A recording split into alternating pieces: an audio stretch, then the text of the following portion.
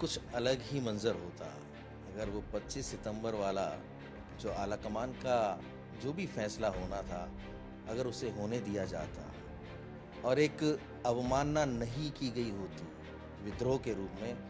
मुझे लगता है कि सचिन पायलट नौजवान हैं, उनके साथ जिस तरीके का माहौल बन रहा था और जो वो प्रदेश के नौजवानों के साथ साथ तमाम लोगों को साथ ले चलने की बात कर रहे थे, तो शायद कुछ ना कुछ और अच्छा हो सकता था। मेरा ऐसा मानना है कि सरदारपुरा क्षेत्र में भी उनका जो खुद का बूथ है वहां तक से क्या स्थितियां रही हैं। हमारे कैबिनेट मिनिस्टरों के हाल देखिए।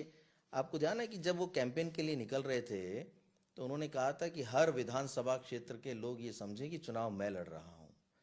तो अशोक गहलोत जी जो इस प्रदेश के मुखिया, जिनको कांग्रेस ने 3 बार मुख्यमंत्री बनाया, यानी हर बार दिया ही दिया, वो लौटा नहीं पाए कांग्रेस को कुछ।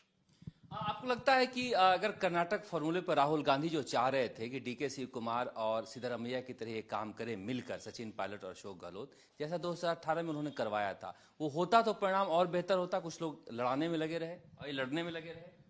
कुछ अलग ही मंजर होता अगर वो 25 सितंबर वाला जो आलाकमान का जो भी फैसला होना था अगर उसे होने दिया जाता और एक अवमानना नहीं की गई होती विद्रोह के रूप में। तो मुझे लगता है कि सचिन पायलट नौजवान हैं, उनके साथ जिस तरीके का माहौल बन रहा था और जो वो प्रदेश के नौजवानों के साथ साथ तमाम लोगों को साथ ले चलने की बात कर रहे थे, तो शायद कुछ ना कुछ और अच्छा हो सकता था। मेरा ऐसा मानना है। और साथ चुनाव लड़ते तो भी स्थितियां बदल सकती थी, पर पता नहीं कहाँ तरीके के गैप रहे और क्यों ये दिखाई नहीं दे पाया।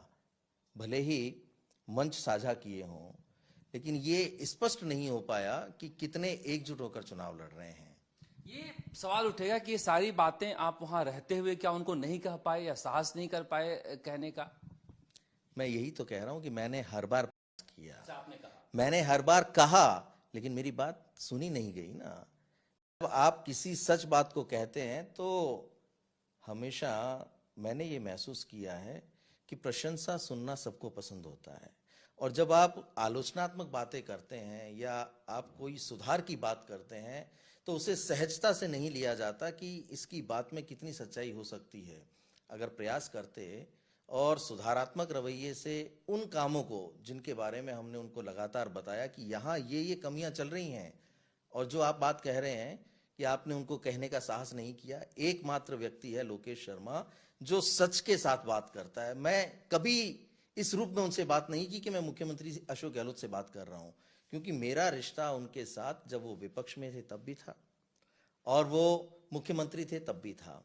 तो मैंने कभी हिचकिचाहट नहीं की। जब बैठा तब मैंने उनसे सच्चाई व्यक्त की, लेकिन मानना नहीं मानना तो उन्हीं के ऊपर था। और वही हुआ कि चीजों को उस रूप में नहीं लिया गया जिस रूप में होनी चाहिए थी, और परिणाम आज हम सबके सामने है।